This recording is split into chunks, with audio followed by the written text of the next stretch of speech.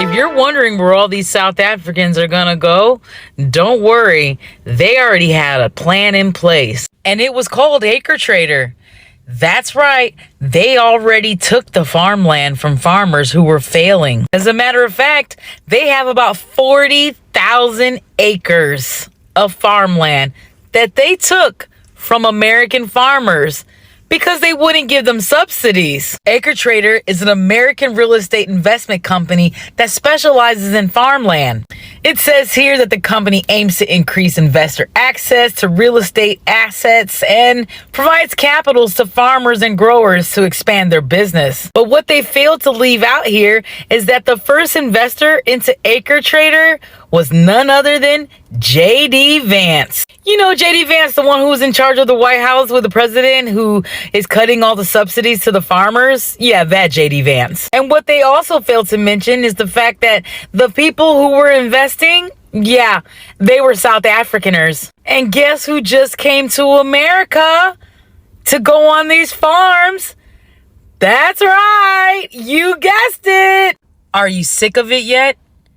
Are you sick of it yet? $880 billion being pulled from Medicaid so they can fund tax money going to the rich. Your farmland being taken away from American farmers and being given to South African refugees. People being human trafficked all over the United States and outside of this country for financial gain. Minimum wage of $7.25 hasn't been raised since 2009. You can't afford health care. You can't afford your car insurance. You're probably not going to be able to buy a home anytime soon. And grocery prices are through the roof. And guess who's going to own your food now? The People's Sick Day is coming. It's going to be a 1 to 3 day collection of people who are going to take back their power by setting down. No more showing up for work when you're making peanuts and they're giving away your farmland to foreigners. You better join us, because unless we stand up, none of us are going to win this fight. So what's the difference between the South African refugees coming here and everyone else coming here looking for the American dream and a better life? Really, what's the difference? I think it's the color of my eyes. No one has ever said that there aren't murders on farms and small holdings in South Africa. What I have said is that the people that went over and took up refugee status as so-called oppressed, persecuted white Afrikaners are not commercial farmers, because commercial farmers have come out publicly and said they would not take up the offer of refugee status. They're staying in South Africa. Right, good morning guys. I just want to get something off my chest. You saw this 49 Afrikaners that arrived in the USA as refugees. First of all, I don't understand why they are called refugees, because the way I understand refugee is that if you are a refugee, then something fucking horrific was supposed to happen to you, which it didn't. It didn't. You were not in any refugee camp or whatsoever in your own country. Now, the point that I want to make across is, to me, what you're doing, it's like you are cowards. You are running away from your heritage, from your home country. Let me tell you one thing, me, I'm not going anywhere. I'm staying here. So that's what is being said. I do not know why farm murders are brought up when we're talking about people that aren't farmers. Also, another thing is, when you live on a farm as a white person in South Africa, do you think you're exempt from crime? Or do you think that crime on farms and small holdings only affect white people and it's therefore racially motivated? Because I can tell you that is false. In August last year, Maria and Kudzai's husband went to go and dig for food on a dump. The food would have been pig food. All three of those people were shot. Maria and Kudzai died. Their bodies were thrown in a pigsty. Fortunately, Kudzai's husband crawled to the main road and was able to get help. Now, I want to ask you, do you think that that crime was racially motivated?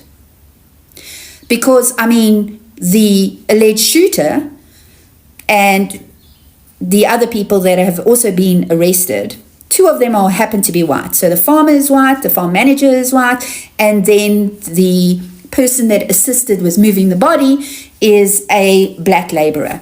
Do you think it was a racially motivated crime and it took place on a farm? Or was it a crime? Can we stop with a false narrative? Also, another thing is that if people really want to get to know about murders on farms and smallholdings, there is a professor in South Africa called Professor Zinn. He does extensive work, or has done extensive work. I think it's over 5,000 pages of work where he's even interviewed criminals involved in crime on farms and smallholdings. Let's start being honest. I just saw a video of the Amerikaner refugees landing in Washington, and I have to say, I've never in my life seen refugees look so good. I mean, damn, those people were dripped out, they look fed, but they're running from what exactly? Potholes and bad Wi-Fi. Well, moral of the story, those refugees they look ready for the American life. They even, some of them even showed up in khaki, in shorts, because they know it was summer that side. They have to show off their boerenbene. But it's fine, guys. Let's keep our popcorn handy so that we can watch this unfold, because I'm telling you guys, we're gonna get something huge is gonna happen. I've already saw the African Americans are not happy with this. I can't wait for them to start bashing these Amerikaners. All right, to those Afrikaners who have just come to the United States as refugees, I have a warning for you. You are entering at the beginning of the build-up to Pride Month. And I know you have a lot of pride because, come on, you overcame great odds to come as refugees to the United States when almost everyone has been turned away. So you have suffered a great deal in order to get to this moment. But you're going to have to look out because you like wearing, boys, men, older men, all guys, like wearing those super short shorts, those kort broekies. This is a problem. I mean, it's not a problem. I mean, they're fabulous. I love them. And you've got the legs to pull it off.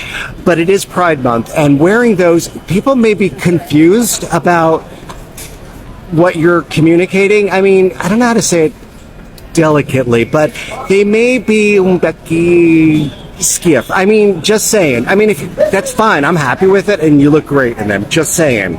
Beware. I just want to let you know, as someone whose wife is Afrikaans, who's been to South Africa multiple times, you're going to have a bad time. There's no white genocide happening in South Africa. You have crime that's happening as a result of racism-fueled generational economic inequality, the same thing that's happening in America. We're just a couple decades ahead of you on the unchecked capitalism timeline. But I have good news for you. You don't have to worry about the cheap exploited labor rising up against you anymore, because now that you're in America, you'll get to be the cheap exploited labor. If you were middle class or upper middle class in South Africa and you come to America, you're poor now. Like, really poor. You're not going to have maids and gardeners and personal servants that you can pay $15 a day for. Now you get to be the cheap labor. But by all means, please come to America and experience the American capitalism that Elon Musk's been raving about to you. You'll probably love it. You know, what do I know? There's probably very little chance that you'll end up going back to South Africa in a year or two after realizing how overpriced and fucked up America is. I wouldn't even worry about that as a possibility. And if you think I'm being mean to these people because I think they're a bunch of racist, bigoted colonizers who wish they could go back to apartheid South Africa, it's just because I do think that. But to them, I say, welcome to the American dream. Please let me know when you've woken up from it. You know what is really sad about that post is that it's clearly a joke. And who really got angry was white South Africans about the post. So honestly, I mean, I am a white South African and I saw it and I burst out laughing and then I put it up. So I don't understand. No one is jealous. Okay. And they can't be jealous. If you consider how people are reacting to this whole thing, because they are truly refugees fleeing for their lives from war-torn countries, starving to death.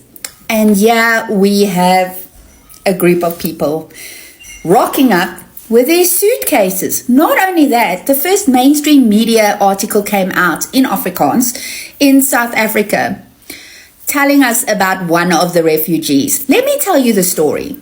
So there's this American guy. He calls himself a colonel, and he's very involved in this thing. He's also a YouTuber. I don't know what his surname is, but anyway, he interviewed one of the so-called refugees. Now, she indicated that she had survived 4 farm attacks. Okay, now I initially said that America is not going to get commercial farmers. She's not a commercial farmer, doesn't farm with food or anything. She's got a guest farm, which she indicated that she has now put on the market, and it's, I think, at about 6 point something million that she's put on the market. She also indicated that this whole process was free. She just had to pay for her transport to get to Pretoria and to go to the US Embassy to actually have her interview. All right. But in the same article, all right, besides the farm attacks, which I'll explain to people because they don't understand that a farm attack is not something that is focused on white farmers. It's also not something that only happens on farms. It's something that happens on small holdings and farms, and what it is crime. Okay. And anyone can experience a farm attack. It is not about who experienced it, it's about where it happens. That's why it's called farm attack. So when people hear 400 farm attacks happened, please, it is actually crime that is taking place on farms and small holdings. Okay. And the victims can be a visitor, a farm worker, a resident, or a farmer. But anyway, in this article, she indicates that she couldn't take her pets with, but she'll send for them later. How does that say refugee? And also, the Americans, rightfully so, are angry. And it's not only about refugees from war-torn countries and stuff, but they are struggling to make ends meet. And then you've got people that can arrive with their suitcases, swinging a little American flag that was probably handed out to them, for the photo op, and say they're going to send later for their pets. They got someone to look after them and put their farm, their guest farm, on the market. So no wonder people are angry. But also, I don't think South Africans are angry. I think South Africans are poking fun at it. You are either willfully ignorant, uneducated, or complicit in racism. Let me make this super simple for you. There are actual people in this actual world who actually need refuge. There are actually people who are starving, impoverished, going through fandoms, going through civil warfare, going through guerrilla warfare. And let me tell you something. The 59 white, well-kept refugees from South Africa are not part of that. I don't care what your little post says. I don't care what your little comment says. Trump signed an executive order that they are no longer allowing refugees into this country. The refugee admissions program is currently suspended. So when he makes an exception for white only South African refugees, you can no longer claim that it is about the B law. It's as simple as this. There are actually people in this world who need refuge. There are actually people, there are children as we speak starving to death. So no, when the 200 to 250 plus pound white men and women with smiles on their faces land in this country as refugees, and you tell me, but they might start suffering in the next 5 years, I don't want to hear it. This is plainly and simply about the fact that white people wanted to come to America who support Trump. That's it.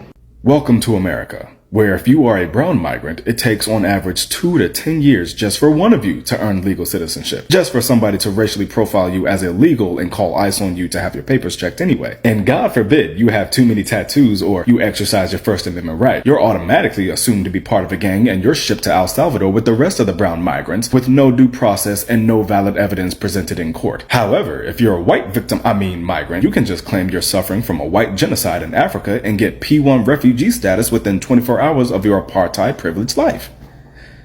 Ah, America.